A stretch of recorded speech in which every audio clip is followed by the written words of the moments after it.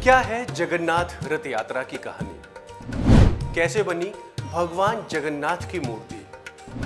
पुरी में किसे कहा जाता है जगन्नाथ?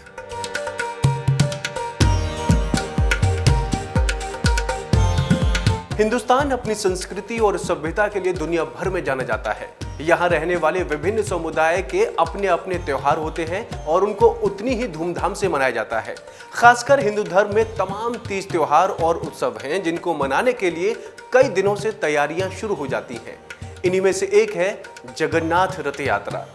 दरअसल उड़ीसा के पुरी में जगन्नाथ धाम एक पवित्र धाम है। यहाँ हर साल जगन्नाथ रथ यात्रा निकाली जाती है। आषाढ़ माह के शुक्ल पक्ष की द्वितीया तिथि के दिन निकलने वाली इस रथ यात्रा को देखने के लिए कृष्ण भक्तों का सैलाब उमड़ पड़ता है। ऐसी मान्यता है कि जगन्नाथपुरी इकलौता ऐसा मंदिर है जहां भगवान कृष्ण अपने भाई बलभद्र और बहन सुभद्रा के साथ विराजमान है और भगवान कृष्ण को यहां जगन्नाथ के नाम से पुकारा जाता है। 10 दिनों तक चलने वाली इस यात्रा को देखने देश विदेश से भी लोग आते हैं।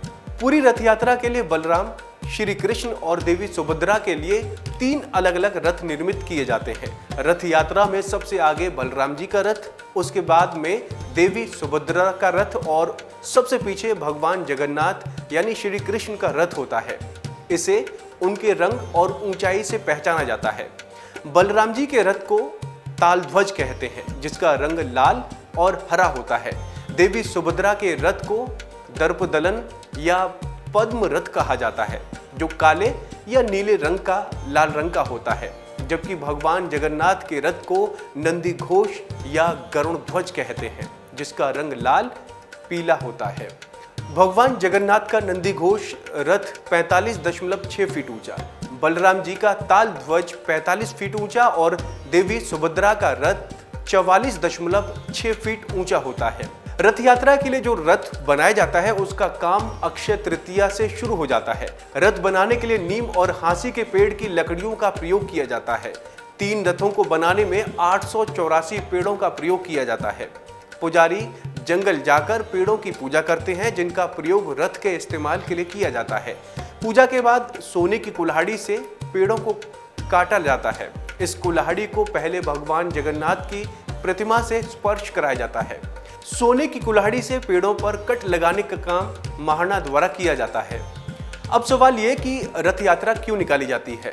पद्म पुराण के अनुसार भगवान जगन्नाथ की बहन ने एक बार नगर देखने की इच्छा जताई थी। तब जगन्नाथ और बलभद्र अपनी लाडली बहन सुभद्रा को रथ पर बिठाकर नगर दिखाने निकले थे। इस दौरान वो मौसी के घर गुंडीचा भी गए और यहाँ 7 दिन ठहरे। तभी से जगन्नाथ रथ यात्रा निकालने की परंपरा चली आ रही है। नारद पुराण और ब्रह्म पुराण में भी इसका जिक्र किया गया है। मान्यताओं के मुताबिक मौसी के घर पर भाई बहन के साथ भगवान खूब पकवान खाते हैं और फिर बीमार हो जाते हैं। उसके बाद उनका इलाज किया जाता है और फिर स्वस्थ होने के बाद ही लोगों को दर्शन देते हैं।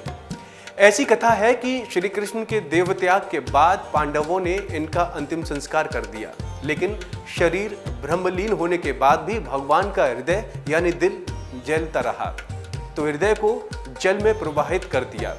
जल में हृदय से लट्ठे का रूप धारण कर लिया और उड़ीसा के समुद्र तट पर पहुंच गया।